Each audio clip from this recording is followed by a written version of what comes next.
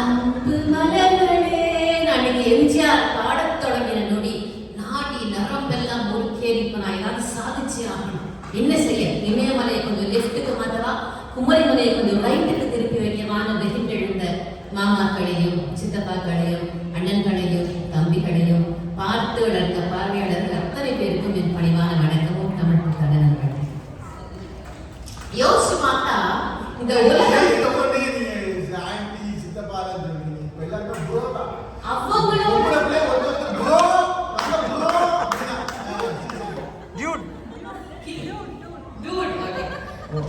சரி யோசிச்சு பார்த்தா இந்த உலகம் தொடங்கிய நொடி முதல் இன்னைக்கு வரைக்கும் இயங்கிட்டு இருக்கிறது இந்த நாடே நமதேங்கிற ஒற்றை நம்பிக்கையில தான். ஆதி மனிதன் அப்படியே நடந்து போறான், போற வழியில சில புல்லு முளைச்சிருக்கு, அதுல சில தானியங்கள் எடுத்து சாப்பிட்டு பார்க்கலாம், சூப்பரா இருக்கு. தன்னுடைய குட்டிக்கு கொடுக்குறோம், அது நல்லா வீண்பாய் மாதிரி வளருது. ஆஹா, இதை சாப்பிட்டா நாளை நமது போலவே நம்மளுக்கு நம்பிக்கை வருது. அன்னைக்கு இருந்த ஒரு மல்லிகா பத்ரிநாத்தோ, அன்னைக்கு இருந்த ஒரு வெங்கடேஷ் பட்டோ என்ன பண்ணாங்க, உடனே அதை ஒரு சித்திரமா வரைஞ்சு வைக்கிறாங்க. இப்படித்தான் மொழி பிறந்தது, இப்படித்தான் எழுத்து பிறந்தது, இப்படித்தான் விவசாயம் ஆரம்பித்தது. இப்படி நம்பிக்கையா ஆரம்பிச்சது என்னாச்சுன்னா, விஞ்ஞானம் வளர வளர வெறியா மாறுது. நாளை நமதாகணுங்கிற ஒரு வெறியா மாறுது. அந்த வெறி தான் 1000 முறை பல்பு வாங்கினாலும் பரவாயில்ல தாமஸ் ஆல்வா எடிசன் பல்பு கண்டுபிடிச்சு. அப்படி ஒரு வெறியில கிரஹம்பெல் டெலிபோன் ஆராய்ச்சியில இருக்காரு, இவர் ஒரு அறையில இருக்காரு, இவருடைய அசிஸ்டன்ட் வாட்சன் இன்னொரு அறையில இருக்காரு.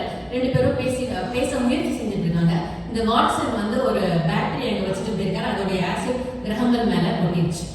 சாதாரண நேரம் பார்த்தா வாட்சா அறிவிட்ட வாட்சா என்ன பண்ணிருக்கேன்னு கேட்டிருப்பாரு. இன்னைக்கு அந்த வெறியில என்ன பண்ணாரு, போன் எடுத்தார். மிஸ்டர் வாட்சன், மேல ஆசிட் கொட்டிடுச்சு, தயவு செஞ்சு ஃபர்ஸ்ட் எய்ட் பாக்ஸோட வரீங்களா அப்படின்னாரு. இதுதான் உலகத்தில் நடந்த முதல் தொலைபேசி உரையாடல்.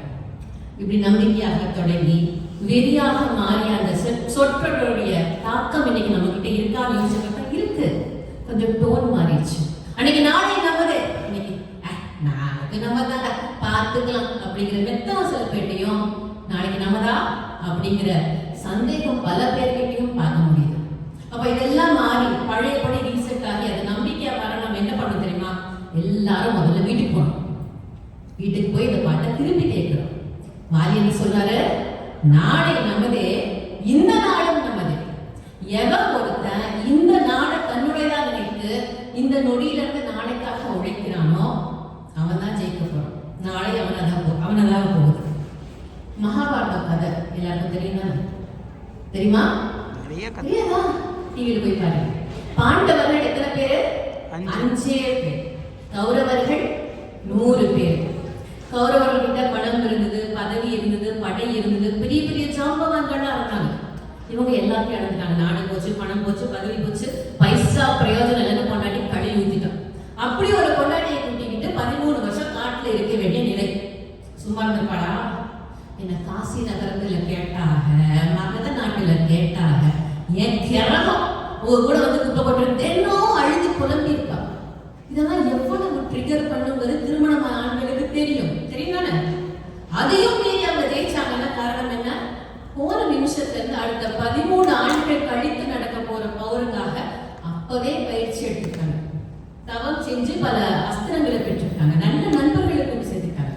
நம்மால கௌரவம் நாம பண்ண வேலையை பண்ணணும். ஸ்டாக்கிங், அவன் எங்க போறான், என்ன பண்றான், எத்தனை மணிக்கு படிக்கிறான், எத்தனை மணிக்கு எந்திரிக்கிறான், சாப்பிட்டானா, சாப்பாடு கிடைக்கலையா ஜாலி, நல்லா சாப்பிட்டானா இவனுக்கு வயிறு எரியுது. இப்படி அடுத்தவனை பார்த்தே தான் அவன் தோத்து போனான். இதைத்தான் நாமளும் பண்ணிட்டு இருக்கோம். நம்மளை இன்று நேற்று நாளை எல்லாத்தையும் அடுத்தவங்க கிட்ட அடகு வச்சுட்டு என்ன செய்யன்னு தெரியாம முடிச்சுக்கிட்டு ஒரு வெங்காய வியாபாரி ஒருத்தர். அவன் வந்து ஒரு கடல் கடந்து வியாபாரம் பண்றதுக்காக ஒரு தீவுக்கு போயிருக்கான். போய் பார்த்தா அந்த தீவுல நம்ம பயன்படுத்துற பல பொருட்கள் இல்லை. சரி அப்படின்னா அந்த அரசர்கிட்ட போய் பர்மிஷன் கேட்கிறேன். அரசே, நான் வெங்காய வியாபாரம் பண்ண மாட்டேன்.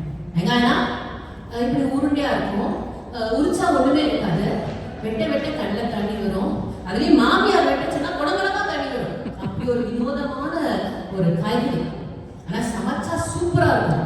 அப்படியா கொண்டா சமைப்போம் அப்படின்னு சமையல்காரர்கிட்ட கொடுக்காரு. அந்த சமையல்காரர் ஒரு வெங்காய சாம்பார் வச்சான்னு வச்சுக்கோங்களேன். அவசரத்துக்கு ரொம்ப பிடிச்சி போச்சு. ஆஹா, அமிர்தத்துக்கு பேரு வெங்காயம் மாத்திட்டாங்கன்னு எவர்கிட்ட சொல்லவே இல்லையேடா அப்படின்னு சந்தோஷமாகி, தம்பி உனக்கு என்ன தம்பி வேணும் அப்படின்னாரு. இவன் ரொம்ப பவியமா, அரசே உங்களுக்கு எது பிடிச்சிருக்கும் அதை கொடுங்க அப்படின்ட்டு. உடனே ஒரு மூட்டை கொண்டு வராரு. மூட்டை நிறைய தங்கம், வைரம், வைடியம் எல்லாம் இருக்கு. சந்தோஷமா இவன் நாடு திரும்புறான். இவனுக்கு ஒரு பக்கத்து வீட்டுக்காரு நம்மள மாதிரி தக்காளிக்காக என்ன பண்றான்னு பாக்குறது வேலை. எப்படிடா சம்பாதிச்சேன்னா இவன் சொல்லிட்டான், இந்த மாதிரி போனேன் வந்தேன் கிடைச்சது. இப்போ ஒரு பிரைமரி 1 குழந்தைகிட்ட போய் கேளுங்க எப்படி படிச்சுன்னு சொல்லாது, விவரமா இருக்கும். இவன் விவரம் தெரியல, வெகுளி சொல்லிட்டான். உடனே நம்மால் கிளம்பிட்டான், தக்காளி மூட்டையோட கிளம்பிட்டான். அதே தீவு, அதே அரசன், அதே டைலாக்.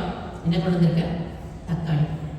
தக்காளினா இப்படி சிவப்பா இருக்கும், சூப் வச்சா சூப்பரா இருக்கும். கொண்டா சமையல்காரர்கிட்ட கொடுக்குறாரு. சமையல்காரர் ஒரு தக்காளி ரசம் வைக்கிறார். ராஜாவுக்கு பிடிச்சி போகுது. என்ன தம்பி வேணும் உனக்கு?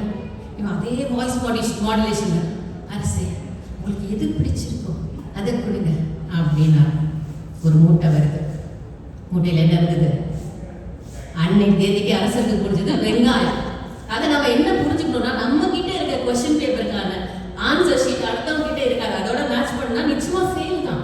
அதுலயும் இன்னைக்கு நிறைய பேர் என்ன பண்றோம், மற்றவர்களுடைய இன்றை நம்முடைய நாளையாக கற்பனை செய்கிறோம். நம்ம இன்னைக்கு வீடு வாங்கிட்டானா அதே பில்டிங்ல அடுத்த வருஷம் நான் ஒரு ஃப்ளோர் மேல வாங்கி காமிக்கிறேன்னா பாரு. அவ இன்னைக்கு கார் வாங்கிட்டான்னு பெருசா பீத்திக்கிட்டான். எண்ணி ஒரே வருஷத்துல அவ வாசல் முன்னாடி நான் ராம்குமார் மாதிரி ஒரு BMW நிப்பாட்டி இப்பதான் வந்து ஞாபகம் ஃப்ரெண்டு ஒரு BMW நிப்பாட்டி பார்க்கிங் கிடைக்காம லோ நம்ம அலையறாடா இல்லையா பாரு அப்படின்னு சபதம் செஞ்சுக்கிட்டு ஒரு டென்ஷன் ஏற்றிக்கிட்டு ஒரு ப்ரெஷர் ஏற்றிக்கிட்டு. சின்ன வயசுல இருந்தே இந்த நாளைய பத்தி கனவுங்கிறது இன்னைக்கு இல்லை, நம்ம சின்ன வயசுல இருந்தே இருக்குது தானே.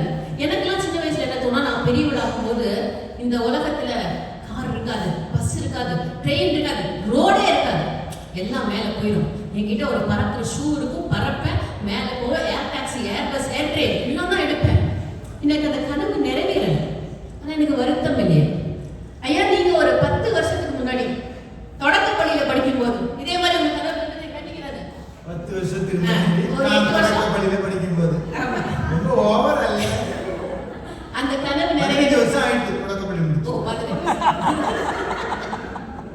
ஆனா அந்த கனவு நிறைவேறல. நம்ம யாருக்குமே வருத்தமே கிடையாது. நம்ம என்ன புரிஞ்சுக்கணும்னா, நம்ம எல்லாம் சிங்கிள் பீஸ், லிமிடெட் எடிஷன். கடவுள் நம்மள மாதிரி இன்னொரு பீஸை படைக்க தெரியலையா, படைக்க விரும்பலையா தெரியல, படைக்கல. நம்ம சிங்கிள் பீஸ். அதனால அடுத்தவரை பார்த்து காப்பி அடிக்க வேண்டிய அவசியம் இல்லை. ஒரு 2000 காலகட்டம் நினைக்கிறேன், நிறைய அம்மன் படங்கள் வந்த காலம். எனக்கு அக்கா பொண்ணு ஒரு 3 வயசு பாப்பா.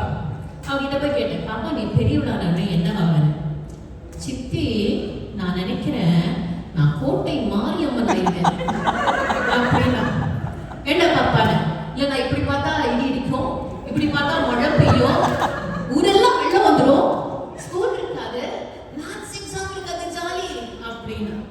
உடனே இதை பார்த்து இன்னொரு குழந்தை, நான் பாளையத்தம்மன் அவன் ராஜகாளியம்மன் சொல்லல, அதுக்கு தனி கனவு சந்தோஷமா இருந்தது.